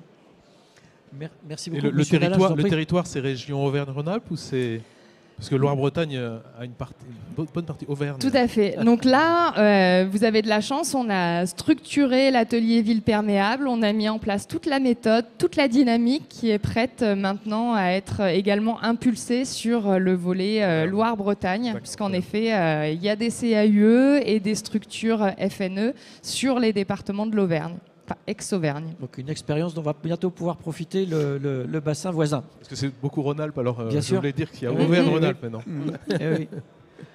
Mais c'est comme toujours, il faut commencer sur un petit territoire et puis une fois qu'on est prêt à déployer. Alors, Madame Brelot, justement, pendant que vous avez la parole, justement, pour revenir et approfondir un petit peu ces besoins de formation, d'initiation, de partage de compétences, mais surtout de connaissances d'abord, hein, bien connaître les choses. On a bien compris que la culture Shadok que beaucoup partagent, pour reprendre votre image, elle part pas de mauvaises intentions. C'est une culture de la formation initiale, c'est la culture d'ingénieur, comme ça a été dit à plusieurs reprises. Ce sont des motivations, comme a dit monsieur dans la salle tout à l'heure, parfaitement légitimes aussi d'acteurs économiques. Voilà. Quels sont ces besoins de formation qui pourraient faire bouger les lignes ? Déjà, il y a eu une époque, on disait la ville sans tuyaux. Moi, je ne le dis pas parce que nos tuyaux sont un vrai patrimoine utile au bon fonctionnement de la ville et on fait face à des événements qu'on ne maîtrise pas, donc ils ont leur rôle. Donc il ne faut pas proposer des solutions qui vont contre les autres. On est bien dans des solutions très complémentaires. Ce dont on a besoin, c'est l'accompagnement au changement. Et cet accompagnement au changement, du point de vue technique, c'est redonner confiance dans l'efficacité des solutions qu'on propose. C'est-à-dire qu'on passe de solutions où ça paraît évident qu'un tuyau il va être efficace, même si nous, on sait que c'est évident qu'à un moment donné, il va saturer et déborder. Et on doit donner confiance dans des solutions qui sont beaucoup plus simples, beaucoup plus robustes, beaucoup plus naturelles, beaucoup moins technologiques, mais qui sont en fait beaucoup plus adaptables. C'est-à-dire qu'on parlait de l'adaptation de la ville, on va faire des choses qui peuvent être assez souples et que l'on pourra aménager, faire évoluer en fonction de l'évolution de l'urbanisation ou en fonction de l'évolution de notre climat. Donc c'est avoir confiance dans quelque chose qui est beaucoup moins porté par un organigramme et une règle de calcul arrêtée uniquement avec un matériau et une solution. Et j'en avais une autre d'idée, mais je l'ai perdue. Elle va revenir tout à l'heure. Ça va vous revenir. En attendant, Jean-Jacques Hérin, parce que j'étais en train de me dire, je reprends également votre très très belle diapo très intéressante que vous nous avez proposée en introduction, sans vouloir ajouter à la difficulté de l'exercice. Mais vous demandez finalement à toute cette population d'acteurs qui ont une certaine culture jusqu'à présent de monter, pas une seule marche, mais deux, parce qu'à la limite, vous leur proposez de passer du tout tuyau à la ville éponge, en passant par la ville passoire. Et pourtant, certains se persuadent peut-être que on peut peut-être déjà faire une première étape, puis on verra plus tard. On n'a plus le temps, malheureusement. Eh oui. On n'a plus le temps. Quand on voit l'accélération de ce changement climatique, quand on voit l'accélération des sécheresses et des inondations et du rythme de pluie, des intensités de pluie absolument extraordinaires. Juste un petit exemple, j'ai vécu 44 mm de pluie en 20 minutes. Voilà. Aujourd'hui, on ne sait même pas, techniquement, on ne sait plus qualifier ça, quoi. Donc on ne parle plus de retour de pluie de retour, etc. Aujourd'hui, on parle de hauteur globale précipitée. Voilà. Et donc, malheureusement, on n'a plus le temps de ça. Donc il faut véritablement accélérer ce changement. Alors du coup, on est encore plus dans l'incertitude et la peur. Donc d'où véritablement l'intérêt d'accompagner. Voilà. Et il faut d'autant plus accompagner, Vincent l'a dit, c'est que finalement, on demande surtout à des non-techniciens de la gestion de l'eau de gérer l'eau pluviale. C'est à ça que ça revient aujourd'hui. Donc c'est tellement multi-acteurs, jusqu'à un point d'ailleurs où... dans la vie d'une personne, pour une maison individuelle, ça sera une fois dans sa vie. Alors, vous vous rendez compte le nombre d'acteurs que ça peut représenter. Voilà. Et donc, il faut véritablement accompagner. Et pour ça, accompagner, et je reviens sur le réseau des animateurs, il nous faut de l'animation territoriale. Voilà. Ce matin, j'ai commencé à lire une étude qui est publiée par la DCF qui parle sur la totalité de pas seulement du pluvial, bien sûr, mais aussi la problématique de l'adaptation au changement climatique, de l'énergie, de la biodiversité, etc. Et en fait, ils disent une chose, déjà avant tout, c'est de pérenniser les postes d'animation. C'est fondamental. Voilà. Je participe beaucoup sur le SCOT du Grand Douaisis, donc sur ma région. On voit bien que réglementairement, aujourd'hui, tous les éléments juridiques réglementaires sont là. Sur l'énergie, il y a bien longtemps, on dit qu'il faut mettre du panneau photovoltaïque, il faut faire, etc., du renouvelable. Les choses ne se font pas. L'isolation thermique des bâtiments, ça ne se fait pas ou ça ne se fait pas suffisamment vite.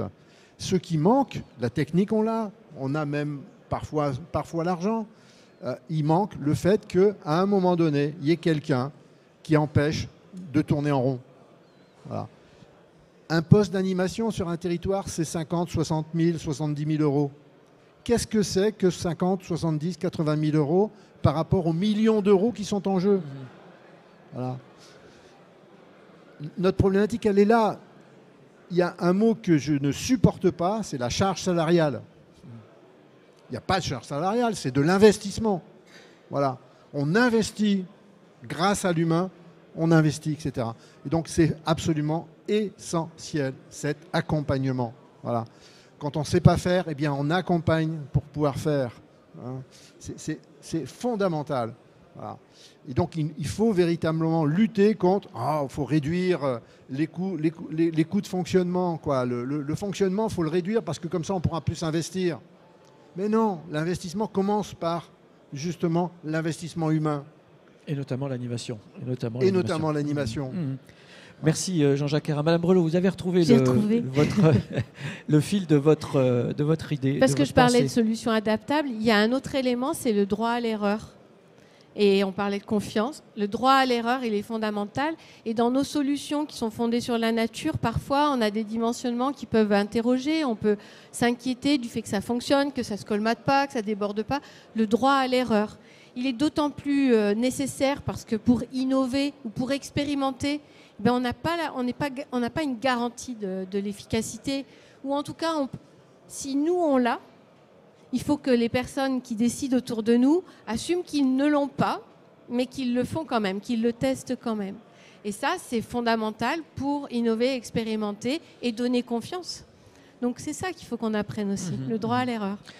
Voilà. Mais pour ce droit à l'erreur, rappelez que le système actuel, de toute façon, il est dans l'erreur. Hein. Voilà. Ce qui est terrible, c'est que quand on va vers du neuf, du nouveau, du différent, il faudrait qu'il soit parfait. Mais l'existant, il n'est pas parfait. Voilà. Et on l'oublie, ça. Tous les systèmes réseau, aujourd'hui, débordent. Toute collectivité, s'il n'a pas connu d'inondation, va la connaître, malheureusement. Voilà, on a parlé de Beauvais, on a parlé de Reims. Voilà, partout en France, on a des problèmes d'inondation. Voilà. Et ben, partons vers d'autres solutions qui peut-être dysfonctionneront, peut-être. Mais il y a un avantage par rapport à ces solutions-là, que moi j'appelle des solutions décentralisées, j'appelle même démocratisées. Voilà. Eh bien, c'est que les dysfonctionnements ne vont jamais se cumuler dans le point bas qui inonde quand c'est du tuyau. Et donc, peut-être qu'on aura des dysfonctionnements, mais ils seront mineurs, absolument mineurs. Partagés et répartis. Plus répartis, pas partagés, plus répartis. Voilà. Tandis que les dysfonctionnements actuels, eh bien, sont forcément toujours aux mêmes endroits. Voilà. Merci pour ces démonstrations. Je vais vous proposer, compte tenu du temps qui nous est imparti, de nous tourner vers notre assemblée, vers notre assistance, pour vous proposer, comme pour la première séquence, de vous adresser à nos intervenants. Merci de bien vouloir lever la main pour que l'on puisse vous identifier. Merci madame, on va vous passer le micro dans un instant. Je vous laisse également, comme pour les autres intervenants, vous présenter pour que nous puissions vous situer. Bonjour, voilà. Jacqueline Andas de Grenoble-Alpes Métropole. Par rapport à tout ce que j'ai entendu là, j'ai une petite question. Moi, je ne m'explique pas trop pourquoi dans les documents d'urbanisme, on a tant de mal à faire apparaître obligatoirement le fonctionnement du système hydrologique. Et bon, souvent, on voit il faut un cheminement piéton, il faut un axe cyclable, Par contre, sur l'eau, souvent, il n'y a rien. Et je me pose la question, pourquoi il n'y a pas la même obligation actuellement? Alors après, vous allez me répondre qu'il y a le zonage, mais j'ai l'impression qu'il n'y a pas d'obligation, ou alors où elle n'est pas...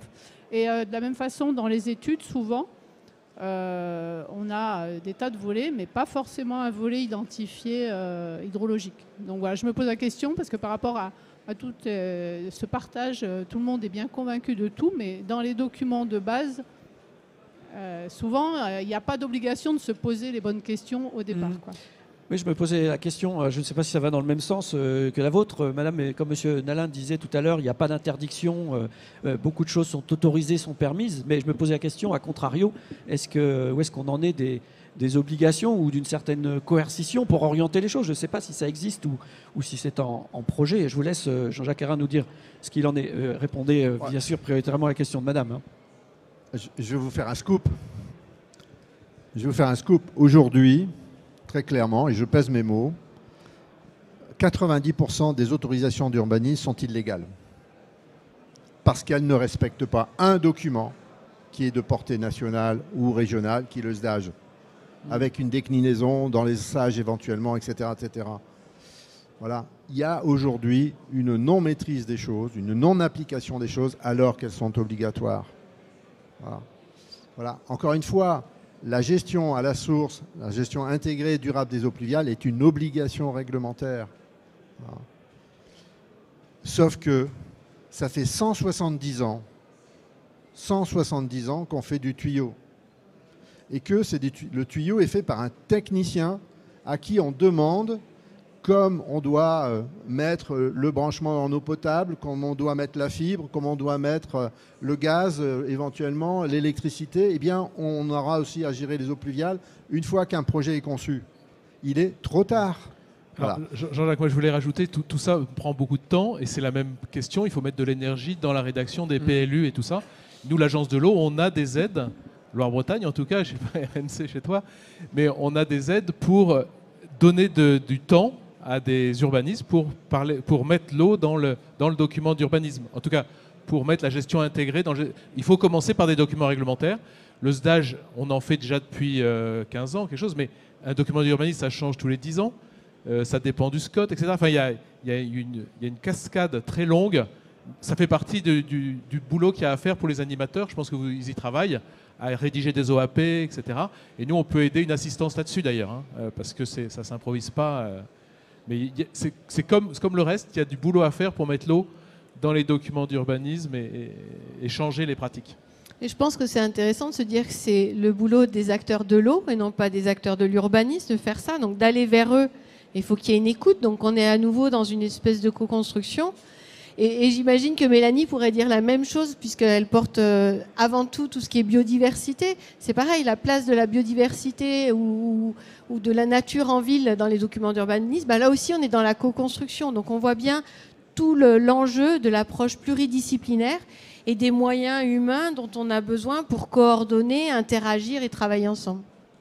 Là aussi avec une nécessaire transversalité entre des compétences multiples, du décloisonnement, encore une fois. On a l'impression de répéter toujours les mêmes choses, mais le travail en silo dans les services, ça n'a jamais contribué. C'est un nouveau métier, voilà. C'est un nouveau métier d'ensemblier. On en parle beaucoup dans l'environnement, parce qu'effectivement, il faut mettre tout le monde ensemble.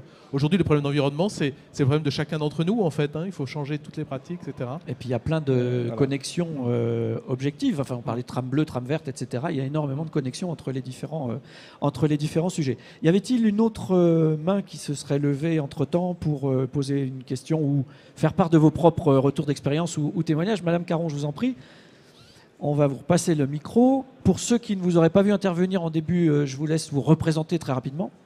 Charlotte Caron, je suis co-directrice du CPIE des Monts du Pilat et je suis entrepreneur du changement chez Covalence.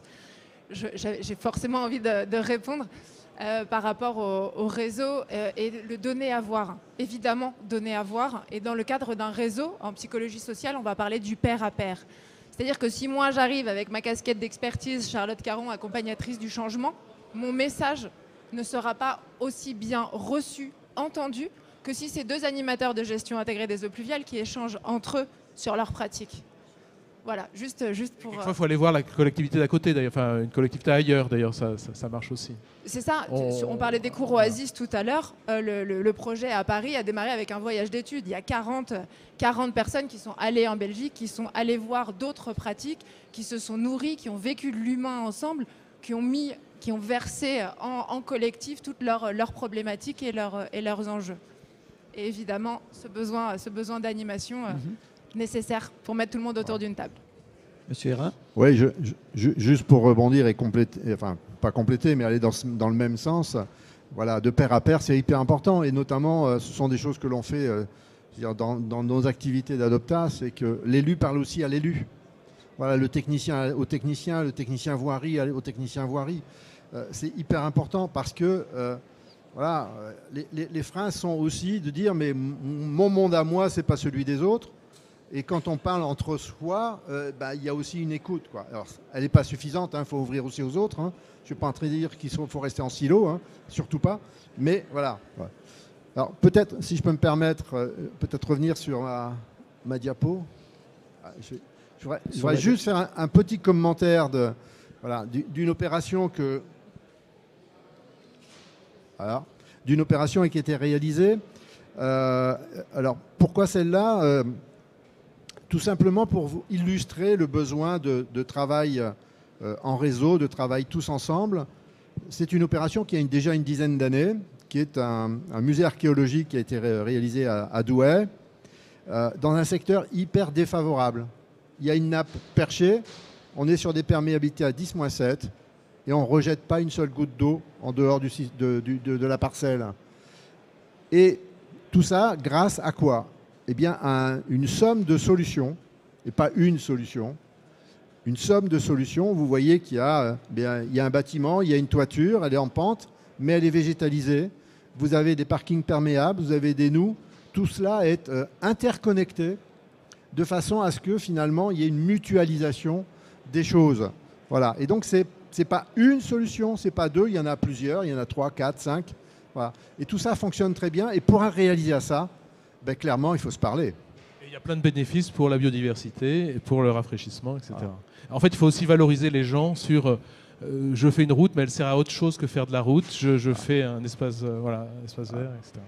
Tout à fait. Et donc l'eau devient non plus une contrainte qu'il faut éliminer, mais véritablement un allié du projet, une valorisation, etc. Et donc vous voyez sur la photo de gauche, c'est une photo qui est prise l'hiver. Effectivement, là, dans la noue, il y a de l'eau. C'est normal qu'il y ait de l'eau. Voilà. Et la végétation est adaptée puisqu'on a du saule. On dirait que tu as construit sur une zone humide, Jean-Jacques. Oui, c'est quasiment une zone humide. Justement, pour les plus profanes d'entre nous, vous disiez que vous êtes sur une parcelle particulièrement imperméable. Donc l'objectif, c'est de ralentir en fait les écoulements et l'infiltration, c'est ça ? Tout à fait. Contrairement toute la surface, vous voyez, ils ont mis sur le toit, dans la route et dans l'espace vert. Voilà, partout. Contrairement au tuyau qui, lui, n'a que le temps de la pluie pour évacuer l'eau. Il faut vraiment insister fortement là-dessus. Voilà, parce que s'il n'évacue pas, ça être saturé. Sinon, ça s'appelle l'inondation après. Voilà. Tandis que là, on a tout le temps. On utilise toute l'année, tout le temps, quoi. Voilà. Et on change complètement la logique, le fondement, les éléments techniques, etc., quoi. Merci pour ce témoignage. Je vais vous proposer, compte tenu du temps qu'il nous reste, de prendre une dernière question de la salle. Monsieur, vous aviez demandé la parole. Bon, je voulais juste... tout d'abord, je vous laisse vous présenter, si vous voulez. Ouais, bon, je m'appelle Carlos, je suis chargé de mission eau pluviale dans une communauté de communes en Savoie. Donc je voulais tout d'abord vous remercier pour les rencontres des animateurs. Je pense que c'est la première fois que je participe, mais c'est un événement très très enrichissant et nécessaire. Et ensuite, je voulais juste réagir positivement à ce que vous avez dit, M. Hérin, sur l'investissement, sur le fait de considérer les changements des pratiques comme un investissement pour l'avenir. Je pense que c'est un concept très intéressant à remarquer quand on fait un discours, quand on fait une sensibilisation auprès des élus, parce que je pense vraiment qu'il faut commencer à investir dans l'avenir, et même si parfois ça peut représenter des points en charge, pérenniser un poste d'animateur ou faire consacrer plus d'espace à la nature en ville ça consomme du foncier, mais voilà, pour moi, c'est tout à fait un investissement pour l'avenir. Et en tout cas, c'est le message que moi, je vais essayer de faire passer dans l'avenir. Donc, merci. Merci à vous pour ce message. Je me tourne vers Madame Dajou une dernière fois également, si vous voulez bien, après cette illustration concrète là, que vient de nous présenter Jean-Jacques Hérin, par exemple. Est-ce qu'il y a un retour d'expérience particulier, une illustration particulière de ce que vous pratiquez au sein de l'atelier Ville Perméable qui vous tiendrait à cœur de témoigner Alors, un exemple pour partager, profiter de ce moment d'échange. L'atelier Ville Perméable est relativement récent pour l'instant, on a surtout accompagné des collectivités qui ont appelé l'atelier Ville Perméable pour notamment des journées où des syndicats sur la gestion des eaux pluviales ont regroupé tous les acteurs du territoire, les bureaux d'études, les différents élus, les différents techniciens des services. C'est déjà une réussite en soi que d'être sollicité dans ce genre d'environnement. Tout à fait. Et donc l'atelier Ville Perméable est appelé au même titre que les représentants de l'agence de l'eau pour parler des financements qui peuvent accompagner ces aménagements. Et là-dessus, on se rend compte que quand tout le monde est réuni, que tous les acteurs de ce changement sont réunis et vont travailler sur des cas pratiques, sur de la délivrance de permis de construire et travailler ensemble à des solutions plus naturelles, plus souples, on se rend compte que ça met les gens d'accord. Et donc pour l'instant, c'est surtout des accompagnements dans le cadre d'ateliers qu'on a fait, mais ça peut être aussi des relectures de cahiers des charges pour des collectivités qui ont besoin d'un accompagnement. Ça peut être des sorties sur le terrain pour donner à voir des ouvrages exemplaires qui fonctionnent, parce que c'est exactement ce qu'on disait, le fait de pouvoir donner des exemples concrets qui fonctionnent, qui ne sont pas forcément plus coûteux, c'est ce qui va persuader qu'un ensemble de combinaisons et de solutions sont possibles. Merci beaucoup pour cette illustration, parmi d'autres, mais comme je le disais, l'illustration d'une certaine réussite à partir du moment où on arrive à imposer ce genre d'être invité et sollicité pour en savoir plus et pour partager ces connaissances que vous avez. Madame Brelot, ce ne sera pas une question pour vous proposer un mot de la fin, sauf si vous le souhaitez, mais il m'était venu une dernière question pour revenir et reboucler avec ma première sur la motivation, quels sont les leviers de motivation, tout ce qui pourrait nous motiver pour avancer. Je me posais la question de savoir où est-ce qu'on en est en d'autres latitudes, dans d'autres pays européens ou ailleurs d'ailleurs, pour non pas nous comparer, mais essayer de nous situer. Est-ce qu'il y a des choses qui se font dont on pourrait s'inspirer ? On s'inspire toujours de ce qui se fait ailleurs. Des fois, on se rassure aussi. Alors, on a la chance d'accueillir une conférence internationale qui s'appelle Novatech, qui a lieu tous les 3 ans à Lyon. On fait venir la communauté internationale à Lyon avec la traduction en français pour apporter cette connaissance, cette vision du monde en local. Et puis, j'ai eu la chance d'aller au Forum mondial de l'eau, conférence mondiale de l'eau de l'IWA la semaine dernière à Copenhague. Alors, quand les architectes urbanistes vous disent Copenhague, ils disent « Oui, encore Copenhague, on dit toujours Copenhague ». Moi, la première image qui m'a impressionnée, c'est New York. Alors, j'ai changé du coup. Et on avait le responsable environnement de New York qui est intervenu en ouverture du congrès en disant, en illustrant finalement la pression, l'urgence du changement, la pression urgente du changement climatique et l'urgence de changer nos pratiques. Il disait finalement avec les solutions traditionnelles, nos systèmes de tuyaux, on gérait des puits de 4,5 cm à l'heure. Aujourd'hui, avec ce qui nous tombe dessus, c'est 9 qu'il faut gérer. Et le projet de New York, c'est de doubler sa capacité en termes de gestion des eaux pluviales avec les solutions fondées sur la nature, parce que c'est ça la réponse aujourd'hui. Ce n'est pas la solution en dur. Ça, c'est mon premier éclairage. Et puis peut-être le deuxième, c'est que la conférence était très orientée pour une ville durable et vivable. Et en fait, tout ce qui est solutions fondées sur la nature était au cœur des débats dans la majorité des conférences, avec beaucoup d'interrogations sur la mise en œuvre, c'est-à-dire une assurance sur l'efficacité technique, mais comment on déploie ces solutions, comment on est dans la transversalité et la pluridisciplinarité. Et puis au-delà, la vision de territoire aux responsables. Alors c'est un concept qui est porté par l'IWA, les Waterwise Cities, que l'ASTE et le GREI ont porté en national et en régional, où finalement on se pose la question du cycle de l'eau, mais aussi de l'aménagement durable au regard de l'eau, de villes connectées à leur bassin versant, et puis d'acteurs de la ville et du bassin versant qui sont connectés entre eux pour aller vers une gestion durable de l'eau. Et l'eau pluviale est un très bon fil conducteur de cette vision intégrée de la gestion de l'eau sur les territoires, et je pense que c'est aussi ça qui nous lie directement du pluvial au territoire, aux responsables, c'est que l'eau pluviale, elle suit ce cheminement et elle traverse les nappes, les eaux de surface, les problèmes de ressources, et au travers du pluvial, on a l'ensemble des dimensions. Merci beaucoup pour cet autre éclairage et ces derniers messages. Comme vous le savez, nous sommes aussi contraints par le temps pour nous permettre de voir se succéder à l'heure prévue les différentes conférences, et la prochaine continuera évidemment à traiter, si je puis dire, de la thématique des eaux pluviales, et nous aborderons les moyens, notamment les différents moyens pour un seul cycle de l'eau, avec là aussi 3 témoignages, 3 retours d'expérience, 3 présentations qui vous permettront de réagir pour celles et ceux qui souhaiteraient rester parmi nous. Cette conférence commencera à 11h30, ce qui vous laisse le temps de déambuler quelques minutes éventuellement dans le salon ou d'aller prendre un café. Un dernier mot, Jean-Jacques Hérin, en guise de conclusion avant de nous quitter. Un seul mot, c'est faut vaincre nos peurs, faut oser parce que la vie est une aventure, donc allons-y. Et puis surtout, parlons-nous. On y va.